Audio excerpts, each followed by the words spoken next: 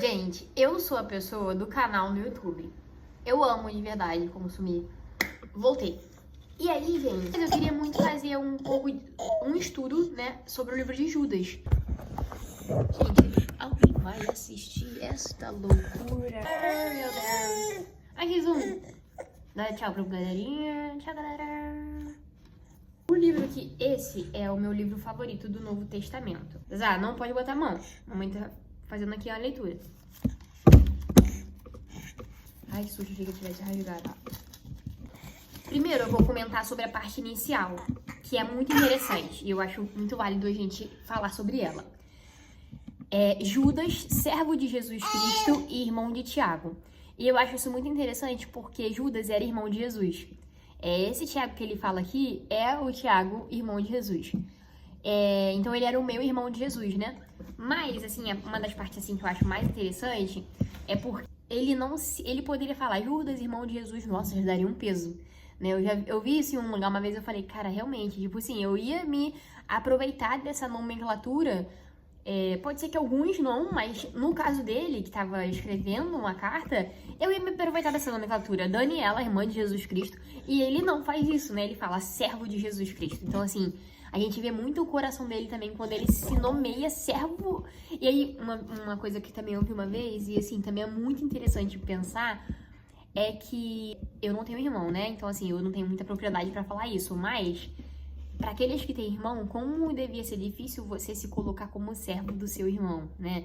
Esse lugar de submissão mesmo, de se humilhar para um irmão seu de sangue, não um irmão em Cristo, um irmão seu de sangue, né? Então, ok, aí ele vai e fala: aos que foram chamados, amados por Deus Pai e guardados por Jesus Cristo, misericórdia, paz e amor sejam multiplicados a vocês. E aí, essa é a parte que eu quero comentar nesse vídeo. Amados, embora eu estivesse muito ansioso... Gente, foca pra prestar atenção. Para escrever a vocês acerca da salvação que compartilhamos, senti que era necessário escrever insistindo que batalhassem pela fé. E é essa parte que eu queria focar. Ele diz assim: embora eu estivesse ansioso para escrever a vocês acerca da salvação, eu senti que era necessário escrever insistindo que batalhassem pela fé. E é muito isso que... Essa carta eu acho ela muito atual. E eu fico pensando, gente, em relação a várias coisas. Eu vou dar um pequeno exemplo para vocês entenderem. Ontem à noite, eu passei uma situação normal do casamento, tá? Em que você é desafiada no amor. Ou seja, e não só com o casamento, eu pensei isso em relação ao meu filho também.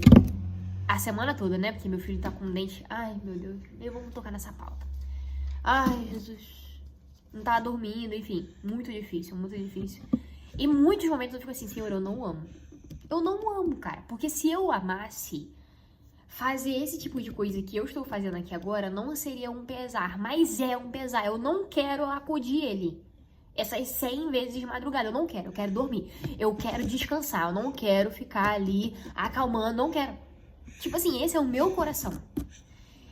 Ou seja, eu não amo nada. Eu não amo nada. E aí, ontem à noite, relacionado agora ao casamento, né? Eu fiquei pensando assim, né? Porque, cara, esse versículo é muito interessante, né? Que o Senhor diz para amá-lo acima de todas as coisas. Que eu também fiquei falando assim, caraca, Senhor, eu não te amo acima de todas as coisas. Porque se eu te amasse, eu nem me preocuparia com nada. Ah, tá vivo... Mas Deus é a coisa principal da minha vida. Ah, morreu, eu estarei com o Senhor. Mas, enfim, eu tenho tantas preocupações e tantas ansiedades porque o Senhor não é o primeiro no meu coração. Enfim. E aí, a outra coisa, né? O segundo versículo é que a gente deve amar as pessoas como a nós mesmos. E isso também não é uma coisa simples. Sabe por quê, gente? Especificamente nessa situação, ontem, eu estava me colocando à frente. Eu tava me resguardando, eu tava tipo assim, não, eu não vou fazer isso porque dependendo se eu tiver essa atitude, eu posso ser prejudicada. Eu não tava o amando tanto quanto me amo. E a verdade é que é exatamente isso que a gente faz com tudo. Tanto com qualquer tipo de relacionamento, né? A gente se coloca acima e é por isso que a gente não consegue se doar e amar do jeito que deve ser. E aí eu pensei assim, cara, eu não consigo colocar ele acima de mim. né? Tipo, no sentido de amá-lo tanto quanto me amo. Eu me amo tanto que eu não quero correr o risco de ser prejudicada. Então, eu não quero ceder e eu não quero fazer isso. Eu não quero servi-lo nessa situação. E uma das descrições do amor é tudo sofre. E aí eu fiquei pensando, cara, o amor, ele não é nada bonito. Ele não é bonito, gente. Sinceramente, ele não é bonito. Ele não é bonito. Porque o mundo, ele não tá preparado pra esse assunto, sabe? O amor, ele não é belo. Ele requer muita humilhação da nossa parte. Eu vou dar esse exemplo da maternidade. Eu posso dar outros. Gente, eu emagreci surrealmente desde que eu tive meu filho. Isso é péssimo pra mim olhar no espelho hoje em dia. E uma das coisas que eu deveria fazer é exercício. Eu não tenho como fazer isso no momento. Se eu não tivesse filho, minha filha, vamos, foco na saúde. Isso é uma das milhões de coisas que eu preciso abrir mão todos os dias por conta de ter um filho. Sabe? Tipo, e a gente tô falando de nada, mas assim, o almoço frio que eu como, o café, o que eu quero ler e não posso no momento, tudo, a casa que eu quero varrer e no momento não dá. Tipo, hoje eu tava fazendo exercício de manhã cedo em casa e ele tava se pendurando na minha perna. Tipo assim, eu desisti porque eu tentei 1, 2, 3 e toda hora ele tava me parando. Daniela, mas você tem que ter foco. Beleza, gente. Obrigada pela motivação. Mas eu tô tentando explicar que, tipo assim, as coisas não fluem tanto como fluíam antes quando era só eu. Então, e o amor é isso. O amor gente, uma das definições do amor em 1 Coríntios é tudo sofre, tudo crê, tudo espera e tudo suporta. Tipo assim, que descrição apavorante. Porque o amor que a gente tá acostumado a ver, gente, não é esse amor. Ele é realmente descrito quando as coisas são boas, mas quer ver uma mulher que eu amo muito, né? É que não tá aqui o livro, tá lá. Mas uma mulher que eu amo muito, ler os livros dela, o nome dela é Gloria Furman. E ela tem alguns filhos, eu não sei se 3, 4 ou 5 com o marido dela. O marido dela tem uma doença degenerativa em que ele não consegue pegar nada, nem mesmo um livro. Um livro. Com o braço. Ele sente uma dor absurda. E muitas vezes, né, eles são cristãos, enfim. Já foi falado que ele, né, tipo, essas coisas que geralmente tem que ser curado e tal, e óbvio que eles creem na cura, mas o Senhor não o curou até o momento. E eles lidam, imagina, tipo assim, ele nunca segurou, eu acho que nenhum filho dele, ou se segurou só o primeiro, no colo, porque ele não consegue segurar isso aqui. Ele não consegue, o braço dele, tipo, apesar de estar tudo normal aqui, ele não consegue segurar nada no braço. Tipo, quão frustrante é uma coisa dessa? Quão sobrecarregada uma esposa se sente porque o marido não consegue fazer algo que é esperado. E, gente, nós estamos em um momento da sociedade em que, assim, se levanta muitas bandeiras. Você vai entender. São feitos rios do tipo, quando eu saio de casa, eu não preciso gastar a minha mente, porque o meu marido, ele cuida de tudo. Pronto, estereotipou o homem o resolvedor, o que chega e acontece. Sucessivamente, tem milhões de rios nesse sentido, em que você meio que estereotipa e você começa a falar assim, meu Deus, meu marido não é assim. Meu Deus, a minha casa não é assim. Meu Deus. Existem coisas, óbvio, que você pode falar assim, cara, isso é importante, um homem, meu marido não tem, eu posso alinhar isso com ele. Não tô falando disso, tá?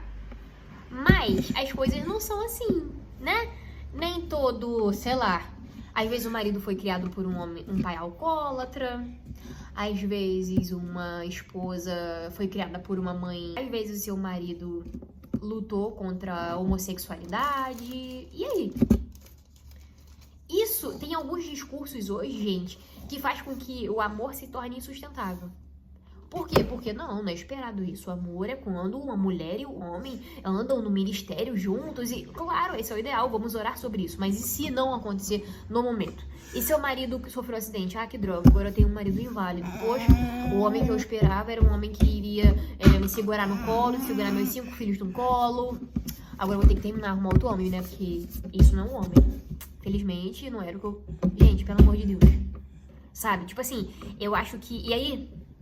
Voltando, já são 11 minutos e eu tô Quando ele fala batalhar pela fé, é nesse sentido. Obviamente ele não tá falando nesse sentido aqui, mas você, até porque ele vai descrever muitas coisas e eu quero estudar o livro de Judas com vocês, né? Mas, entenda o que eu tô dizendo, né? A batalha pela fé é nesse sentido. Ontem, quando eu falei assim, eu quero me botar acima. Eu não quero amá-lo nessa situação.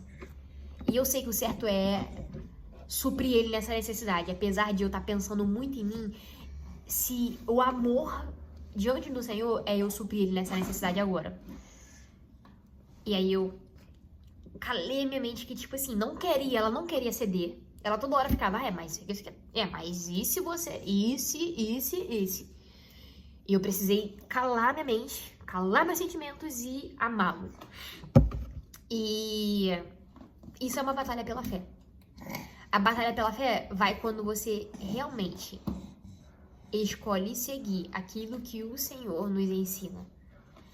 De viver uma vida em fé. A vida em fé, gente, ela é incerteza. Eu poderia fazer isso ontem de amá-lo e logo depois ele me decepcionar. E aí? Eu não vou saber. E é uma coisa, igual eu tava vendo, a gente assiste aqui em casa a série, como é que é o nome, gente? The Last of Us. E aí a gente acompanha muito o 2 Dedos de Teologia, o Iago, né, comentando sobre os episódios. E esse último episódio, gente, nossa, meu Deus do céu. Que foi um episódio só de reprise do Joel e da Ellie, né? E aí aquele episódio me deixou muito reflexiva, né? Tanto que assim que eu terminei de assistir o vídeo do Iago, o meu filho acordou e eu fiquei, foi nessa semana em que ele tava muito complicado, de choro e tal. E eu chorei muito assim pensando, porque eu tô dedicando muitas coisas e abrindo mão de muitas coisas por conta dele. E assim, gente, são coisas que não dá pra você mencionar, mas uma mãe vai entender o que eu tô querendo dizer. Você, é um nível de sacrifício absurdo. E sabe qual é a garantia que eu tenho de que ele vai me amar? Nenhuma. Ou de que ele não vai me envergonhar? Nenhuma. Eu não tenho essa garantia. E aí, assim, na série, o que mexe muito comigo é o fato dele ser homossexual, né? E eu lembro que o Joel passa super pano pra isso, né? E óbvio, eles não são cristãos, então você vai entender o que eu vou querer dizer. No início, ele deu uma resistida, né? Aparece isso no episódio. E depois ele aceitou. E assim, você ama tanto alguém, gente, que às vezes você quer passar pano pra certas coisas. Por quê? Porque é melhor ele ter um pouquinho da Ellie do que ele não ter nada, né? E eu fiquei pensando, cara, ele pode, o meu filho, né? E eu oro para que não, gente, de verdade. Óbvio que eu sempre vou orar para que ele. Eu sei que ele vai ter lutas, né, e batalhas como qualquer outro ser humano, mas eu oro para que essa não seja uma batalha dele, porque é uma batalha muito dolorosa, né, para aqueles que, tanto para aqueles que acompanham quanto para a própria pessoa, né, porque hoje em dia vamos fazer com que ele ache de que ele é isso, né, ele nasceu assim, quando na verdade não é. É um pecado como qualquer outro, só que o fato de hoje em dia, né, ter tantas coisas torna a luta contra esse pecado muito delicada, né, assim, Satanás, enfim. A pauta dessas agendas tem ganhado muita proeminência, o que torna muito difícil você simplesmente falar assim, isso é um pecado como qualquer outro, porque a pessoa vai falar, mas eu sou assim desde criança. Sim, mas, enfim, eu luto contra... enfim, a gente vai entrar em outra pauta, mas, tipo assim, todo mundo luta contra coisas desde novos, né? Isso é só mais uma luta, pode ser que você consiga calar a tal ponto de você um dia conseguir casar e tal, ou não, pode ser que você vai ter que viver no celibato mesmo, né? Sem se relacionar com ninguém, porque realmente você só se interessa por pessoas do mesmo sexo. E tá tudo bem, porque o Senhor ainda é a principal coisa. Só que, enfim, deixa eu não entrar nesse assunto, porque ele envolve muitas coisas e eu posso deixar algo aberto aqui e, enfim. Pode ser que meu filho lute contra isso e eu oro pra que ele não lute, porque é um dos pecados mais, assim, dolorosos, né? Mas e aí? Qual é o tipo de garantia que eu tenho de que ele vai me amar? De que ele vai me honrar? Eu não tenho essa garantia. Isso é muito doloroso. Você fica assim, caraca, cara. Tipo, eu tô fazendo isso tudo e pode ser em vão. E esse é o amor. Esse é o amor. O amor de Jesus fez com que ele morresse. Morresse como se fosse um pecador. Morresse como se fosse um amaldiçoado. Ele morreu na cruz. Só quem morria na cruz era alguém amaldiçoado. Ele morreu como se... Ele ficou a vida inteira dele, né? 33 anos, falando que ele era Deus, que ele era filho de Deus, que ele veio salvar, que ele veio não sei o que, morreu como uma pessoa humilhada, do lado de 2 pecadores. Tipo assim, sério? Esse é o amor. Esse é o amor, sabe? Tipo assim, o amor que a gente vê no mundo não é esse. Uma vez, eu separei umas fotos no Pinterest uma vez, né, do que eu achava que era maternidade. Eu tinha várias fotos, assim, né, que eu queria tirar. Eu sempre sonhei muito em ser mãe. E quando eu me tornei mãe, gente, não a gravidez, tá? A gravidez pra mim ainda era eu, né? Apesar de estar na minha barriga, ter algumas coisas e tal, ainda era só eu. Mas a maternidade pra mim, ela foi assim, ó, ela foi um batida do carro, assim, meu Deus, que é isso, Deus? Porque, assim, ela me pegou desprevenida, sabe? E não era que eu não era falta de conversa, não, mas no dia a dia mesmo eu falei, caraca, eu não achava que era isso, eu não pensava que era desse jeito, nesse nível, com essa intensidade, enfim. Existe o que a gente cria sobre o que é casamento, sobre o que é caminhada com Cristo, sobre o que é amar uns aos outros, e existe o que é de fato. Pra você, gente, seguir a palavra, não é fácil. Você vai ter que perdoar muitas vezes. Às vezes a sua mãe, seu pai. Você vai ter que perdoar pessoas que te magoam e te magoaram. Você vai sentir muito ódio de alguém, achar que você tem o direito de falar mal daquela pessoa e não vai poder falar. Você vai ter que engolir as coisas a seco.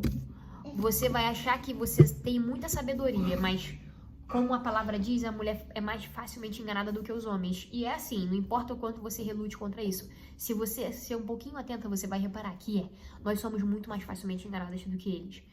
E aí, e foi assim, quando eu casei, eu lembro que eu sou uma pessoa que gosta muito de ler e tal. Eu pensava, cara, eu sou muito sábia. Eu sou a dona da sabedoria. Meu marido, né, infelizmente, foi desprovido disso. Hoje em dia eu fico assim, meu Deus do céu. O que eu tô fazendo na vida, gente? Tipo assim, o meu marido sabe coisas muito mais na prática, assim, do que eu, sabe? Eu sei coisa na teoria, mas aí chega na hora da prática, eu tô fazendo tudo errado. E não só isso, mas ele é muito... Ele mantém mesmo, sabe? Tipo assim, ele me mantém na rédea, né? Então, enfim, esse vídeo tá se alongando, são 20 minutos pra falar só um versículo. Acho que eu nem saí do versículo 2. Eu juro que os outros vão ser melhores. Uma conversa longa, não sei até onde quem vai ouvir isso, mas espero que esse vídeo faça você batalhar pela fé. A batalha pela fé não é em uma coisa ou outra, é tudo que a gente toca todo tempo. É no cuidado da casa, é no seu trabalho, é conversando com as pessoas, é não desistindo de alguém, sabe, assim, eu tenho uma pessoa no meu trabalho que é uma chatice, eu não aguento, não quero nem mais olhar na cara dela, e você, tipo assim, cara, haja como um cristão, sabe? Seja como um Cristo, isso eu não tô... E assim, você vai ter que ponderar com o Espírito Santo, sabe? É cabível eu continuar, sei lá, tentando almoçar com essa pessoa pra tentar colocar sementes ali do Evangelho? O que o Senhor quer de mim, cara? Eu só tô dizendo que o amor que o Senhor nos ensina na sua palavra, ele não é bonito. Ele não é uma coisa assim, nossa, eu amo amar. Não, não é assim. É uma coisa que você fica assim, caraca, Senhor, sério? Mas isso é injusto. Não quero fazer isso. Tudo sofre, tudo crê, tudo espera, tudo suporta. Batalhe pela fé. Seja fiel ao Senhor, seja fiel à sua palavra. É isso. Um beijo, gente. Fica com Deus.